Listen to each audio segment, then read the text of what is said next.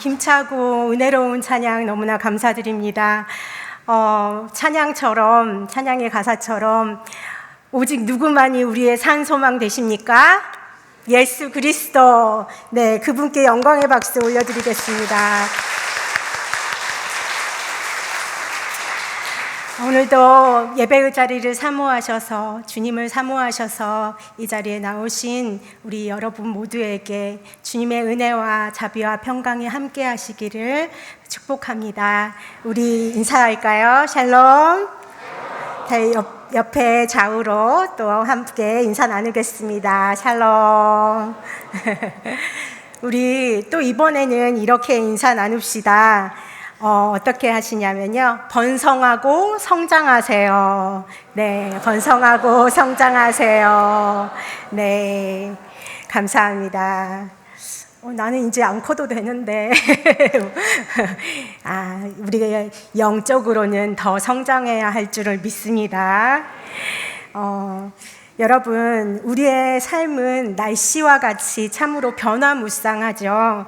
햇살이 따스하게 비추는 화창한 날도 있고요.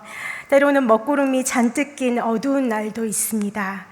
장렬하는 태양빛과 같은 그런 현실에 가물 때도 있고, 세찬 폭우가 쏟아지는 때처럼 굳은 날도 있습니다. 기쁜 날이 있고, 또 어두움과 또 어려움과 시련 속에서 절망하고 낙심되는 그런 날도 있습니다.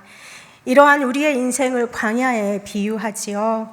그렇다면 이 광야 같은 세상에서 우리의 영혼과 삶은 어떻게 메마르지 않고 늘 푸른 생명력을 유지할 수 있을까요?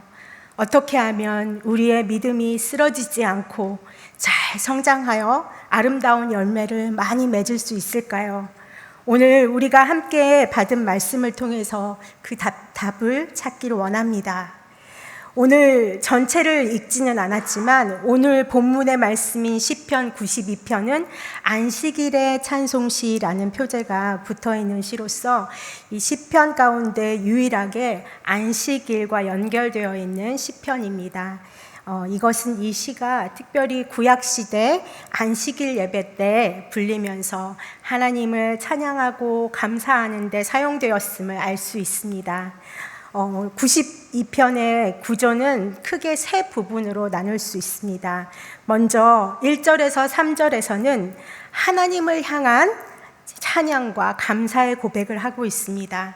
시편 기자는 안식일에 지극히 높으신 여호와께 감사하고 찬양하는 것이 마땅하다라고 선포합니다. 비파와 수금으로 주의 인자하심과 성실하심을 아침과 저녁으로 찬양하는 것이 얼마나 아름다운 일인가 하고 노래합니다. 둘째로 4절에서 11절에서는 하나님의 위대하신 일과 악인의 최후에 대해서 노래하고 있습니다. 시인은 하나님께서 행하신 그 위대한 일들을 찬양하면서 어리석은 자와 무지한 자는 결코 이를 깨달을 수 없음을 노래합니다. 또한 세상에는 악인이 풀처럼 자라나서 잠시 형통한 것처럼 보여도 그들은 결국 영원히 패망할 것임을 선포하고 있습니다. 셋째로 오늘 우리가 함께 받은 말씀인 12절에서 15절 말씀은 의인의 번성함과 이를 통해 선포되어질 하나님의 성품에 대해서 노래합니다. 앞에서 언급된 악인의 멸망과는 대조적으로 이 단락에서는 의인이 어떻게 하나님 안에서 번성하고 성장하며 결실을 맺는지를 두 그루의 나무에 비유해서 아름답게 노래하고 있습니다. 또한 의인의 이러한 복된 삶은 궁극적으로 하나님의 아름다우신 그 성품을 세상 가운데 드러내는 목적을 가지고 있다라고 강조하며 이 시는 마무리됩니다. 특별히 오늘 이 시간에는 12절에서 15절 말씀을 중심으로 나누게 될 텐데요. 이 말씀을 통해서 우리가 어떻게 하면 이 광야 같은 세상 속에서 생명력을 유지하며 하나님의 영광을 드러내는 그런 복된 삶을 살 수 있는지 깨닫는 저와 여러분이 되기를 소망합니다. 그렇다면 성도 여러분, 오늘 본문에 나와 있는 것처럼 의인은 어떤 사람일까요? 첫째로 의인은 본문 12절 상반절 말씀처럼 바로 종려나무 같은 사람입니다. 종려나무 같은 사람인데 어떤 사람? 종려나무 같이 번성하는 사람이다라고 이야기합니다. 여러분, 종려나무는요, 메마른 광야 기후에서 자라는 아주 특별한 나무입니다. 광야는 아주 뜨거운 태양이 장렬하고 땅은 메말라 있고 물은 찾아보기 힘든 그런 척박한 환경이죠. 그러나 이런 곳에서 푸른 잎을 자랑하며 수많은 열매를 주렁주렁 맺는 그런 종려나무의 모습은 참으로 경이롭습니다. 제가 이집트에서 선교를 위해서 잠시 머물렀던 때가 있었는데요. 그때 사막에 종종 가볼 기회가 있었습니다. 그때마다 이런 종려나무들이 그 척박한 곳에서 무성하게 자라서 풍성한 열매를 맺는 것을 많이 볼 수 있었어요. 그 열매를 대추야자 열매라고 하는데요. 모양은 탐스러운 대추를 닮았고요. 맛은 또 어쩜 그렇게 단지요. 하나 먹었을 때 정말 눈이 번쩍 떠지는 그런 맛이었습니다. 피로가 풀리는 그러한 단맛이었죠. 그렇다면 이러한 종려나무는 어떻게 그렇게 척박하고 메마른 광야에서 단순히 생존을 넘어서서 번성할 수 있었을까요? 그 비밀은 바로 종려나무의 깊고 강한 뿌리에 있습니다. 종려나무의 뿌리는 지상으로 드러나는 나무의 높이만큼이나 때로는 그보다 더 깊이 수십 미터 아래까지 뻗어 내려갑니다. 그 뿌리는 땅 속에 있는 지하수, 즉 생명의 근원까지 닿아서 끊임없이 수분과 영양분을 흡수합니다. 따라서 종려나무는 겉으로 보이는 환경이 아무리 건조하고 혹독할지라도 그 푸르름을 잃지 않고 생명을 유지하면서 약 60년에서 70년에 걸쳐서 풍성한 열매를 맺을 수 있는 것입니다. 시편 기자는 이러한 종려나무를 의인에 비유하면서 하나님의 사람들 역시 이 종려나무처럼 고난과 역경 속에서도 번성할 수 있다라고 선포합니다. 어떻게 그게 가능할까요? 바로 종려나무가 그 깊이 생수의 근원까지 뿌리 내려서 그 샘물을 빨아들이는 것처럼 우리가 하나님의 말씀에 깊이 뿌리를 내리고 기도의 샘물을 마시며 성령의 진액을 공급받을 때 가능한 것입니다. 세상의 유행이나 물질적 가치나 사람들의 시선에 우리의 뿌리를 두는 것이 아니라 오직 변하지 않는 하나님의 말씀, 그분의 사랑에 우리의 존재를 깊이 뿌리내릴 때 우리는 어떠한 역경 속에서도 흔들리지 않고 올곧게 자라나서 아름다운 열매를 맺을 수 있는 것입니다. 환난 중에서도 소망을 잃지 않고 시험 속에서도 인내하고 절망의 순간에도 하나님의 능력을 신뢰할 때 우리는 종려나무처럼 굳건할 수 있고 번성하여 풍성한 믿음의 열매를 맺을 수 있음을 믿습니다. 그렇다면 둘째로 의인은 어떤 사람일까요? 바로 12절 하반절 말씀과 같이 의인은 레바논의 백향목같이 성장하는 사람입니다. 성경에서도 많이 언급되고 있는 레바논의 백향목은 도대체 어떤 나무일기에 의인을 이러한 백향목같이 성장하는 사람이다라고 말씀하고 있을까요? 그 의미를 백향목이 상징하는 세 가지 특징을 통해서 알아보겠습니다. 먼저 백향목은 장수를 상징합니다. 백향목은 수명이 무려 1000년 이상이라고 해요. 오늘날 레바논에도 수백 년, 수천 년 된 백향목들이 여전한 그런 푸르름을 유지하고 있다고 합니다. 또한 이러한 백향목은 혹독한 겨울 추위와 건조한 날씨에도 잎사귀 하나 변하지 않고 견뎌내는 그런 강인한 생명력을 지녔습니다. 그러므로 이처럼 장수하면서 강인한 생명력을 가진 백향목과 같다는 것은 바로 우리의 믿음이 오랜 세월 속에서 연단되고 성숙되어 변치 않는 그러한 견고함을 지니게 되는 것을 의미합니다. 세월이 흘러도 세상의 가치관이 끊임없이 변해도 하나님을 향한 우리의 신실한 믿음은 결코 변색되지 않고 오히려 더 깊어지는 것입니다. 이처럼 세월이 지나도 변치 않고 견고하며 신실한 믿음을 가진 사람, 이 사람이 바로 백향목처럼 성장하는 사람입니다. 다음으로 백향목은 장대함과 웅장함을 가졌습니다. 장대함과 웅장함을 상징하는데요. 다 자란 그 백향목은 높이가 30m, 또 둘레가 10m에 달할 정도로 아주 거대한 크기로 자란다고 해요. 모진 비바람과 폭풍 속에서도 오랜 세월 꿋꿋하게 자기 자리를 지키면서 이렇게 거목으로 성장하는 것입니다. 백향목 숲에 들어서면 그 웅장함에 압도되어 숙연해진다고 해요. 우리의 믿음의 성장 또한 이와 같습니다.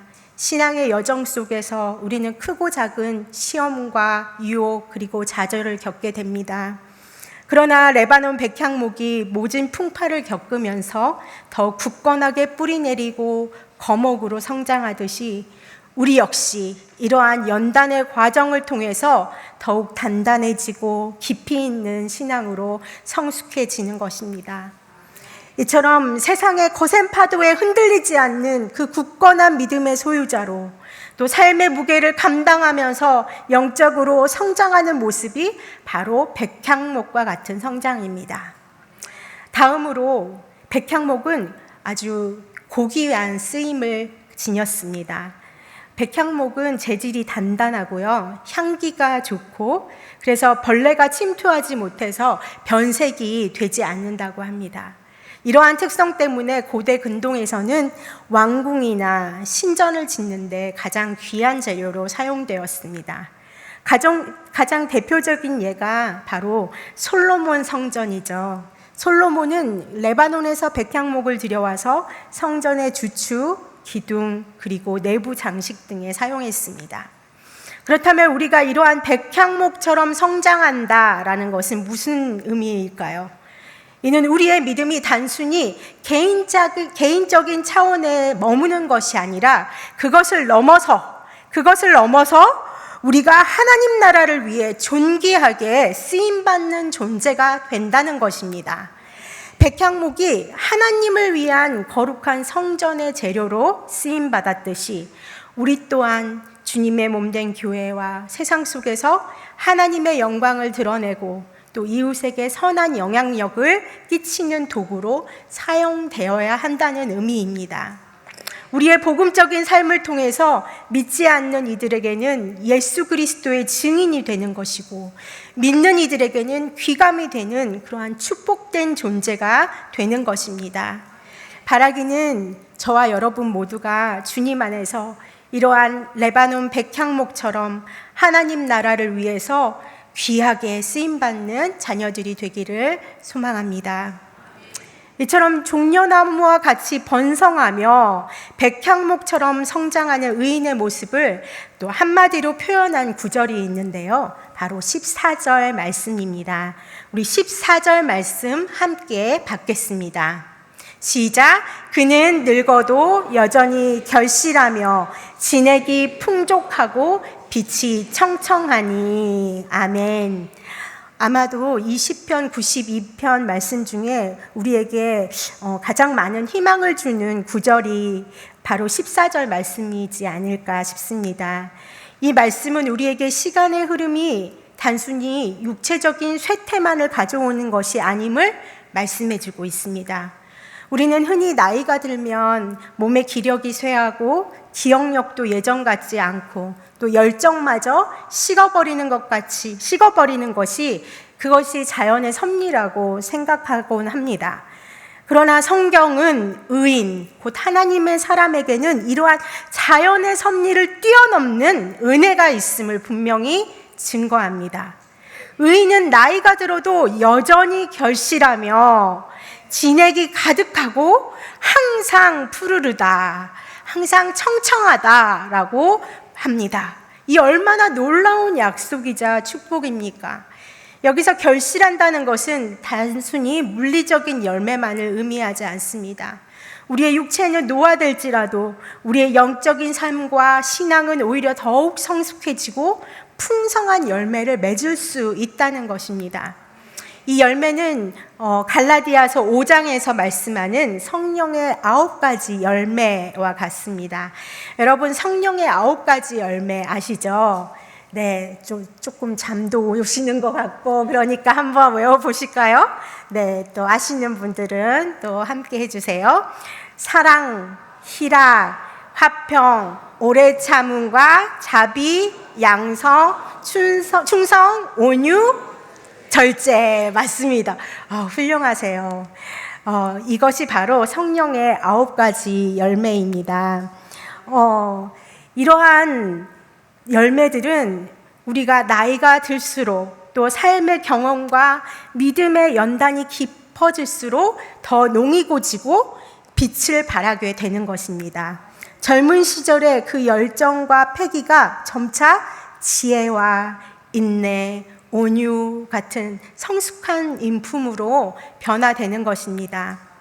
또한 늙어서도 열매를 맺는다는 것은요, 지혜와 경험의 유산을 바로 우리 후대에 전달하는 것을 의미합니다. 우리 어르신들의 지혜로운 조언과 삶의 조언은 젊은 세대에게 길잡이가 되고 큰 용기를 줍니다.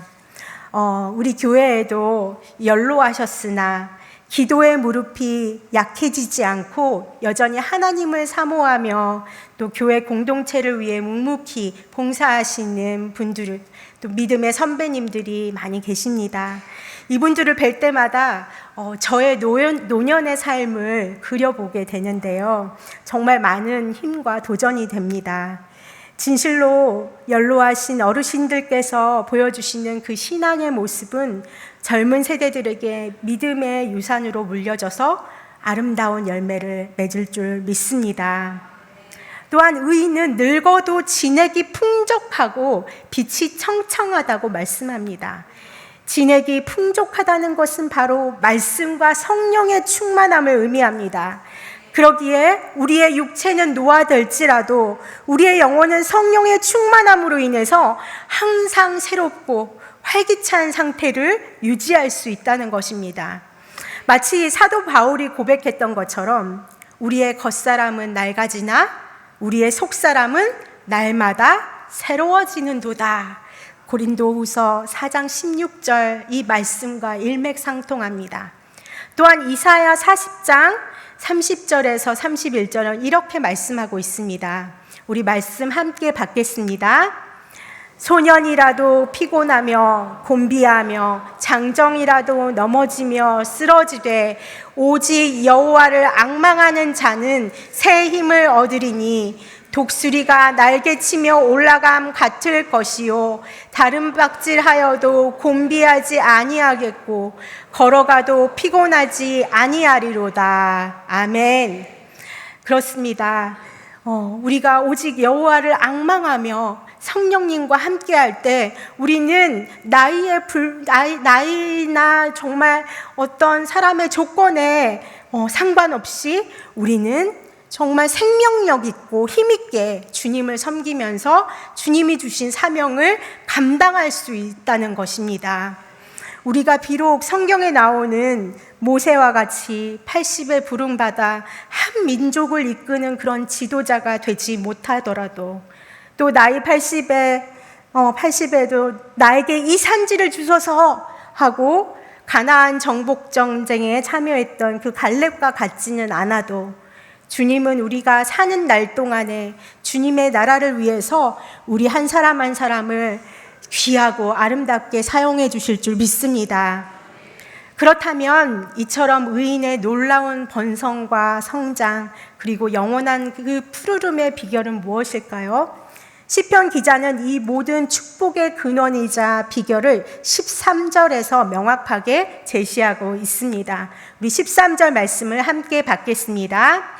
이는 여호와의 집에 심겼으며 우리 하나님의 뜰 안에서 번성하리로다. 아멘. 이 구절이야말로 이 시편 92편 전체의 핵심 메시지라고 할 수 있습니다. 여러분, 나무의 생명은 어디에 심겼느냐가 중요합니다.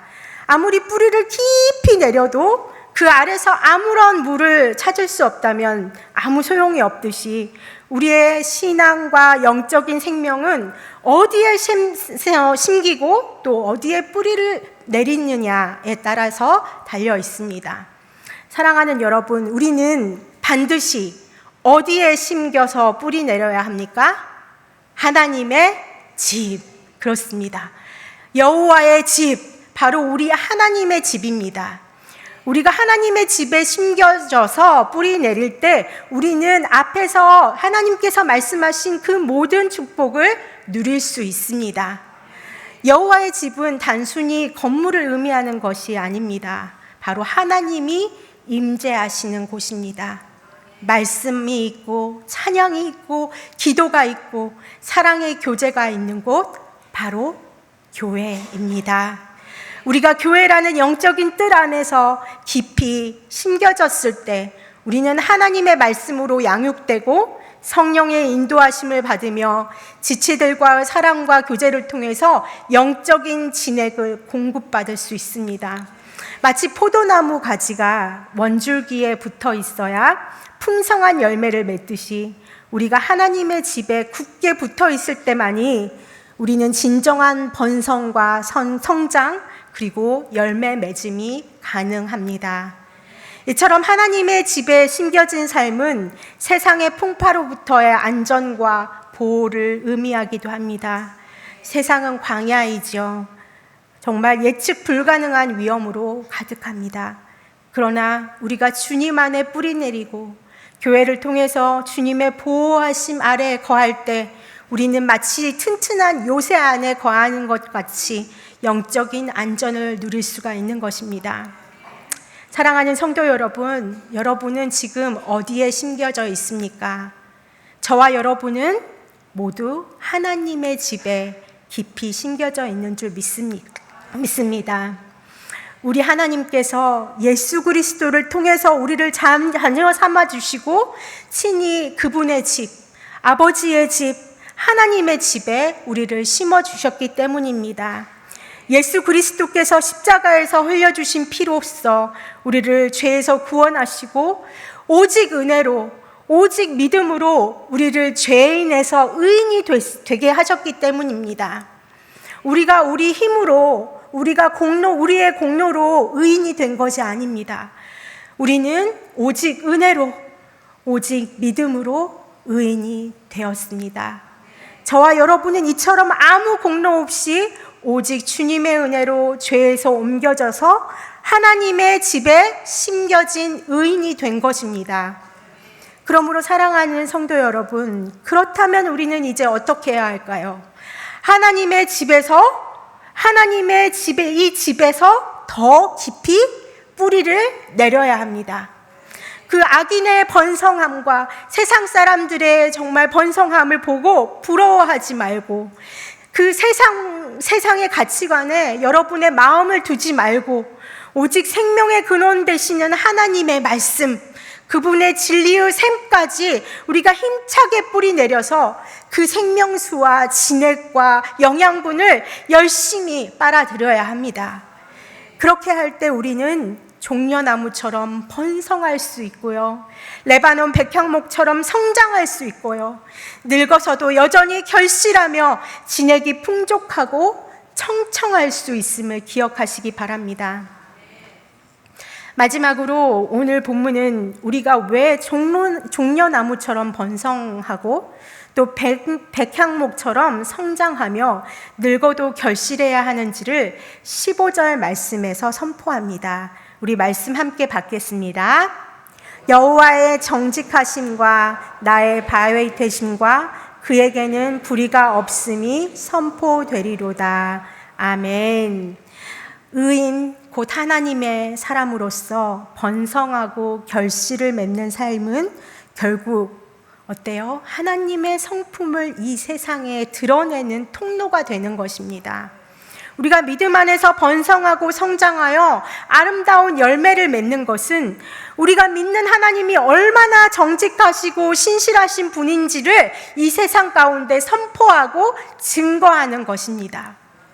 세상이 온갖 불의와 부조리로 가득할 때 의인이 하나님의 능력으로 굳게 서서 결국엔 번성하고 풍성한 삶을 살아가는 그 모습은 세상 사람들로 하여금 과연 하나님이 살아계시는구나, 하나님은 참으로 공의로우시구나, 하나님은 흔들리지 않는 바위가 되시고 굳건한 반석이 되셔서 의인들을 붙들어 주시는구나 라고 고백하게 만들 것입니다.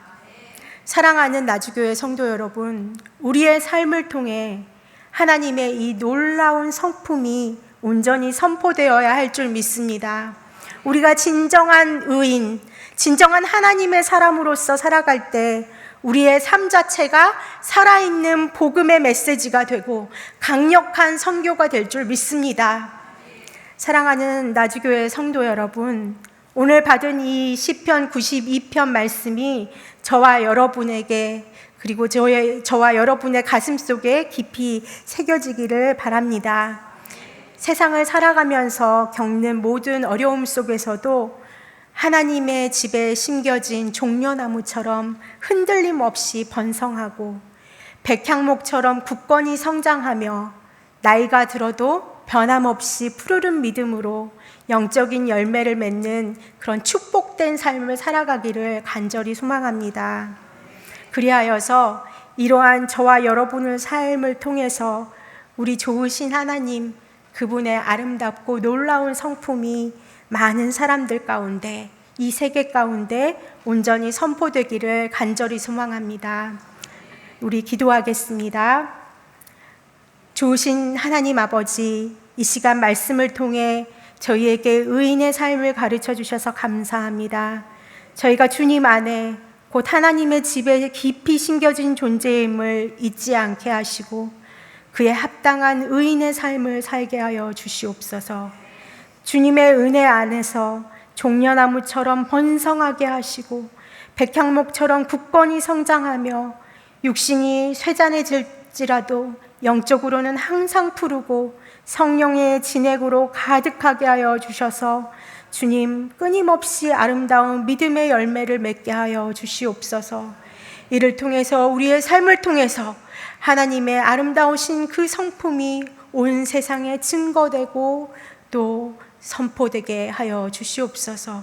이 모든 말씀 살아계신 우리 주 예수 그리스도 이름으로 기도합니다. 아멘.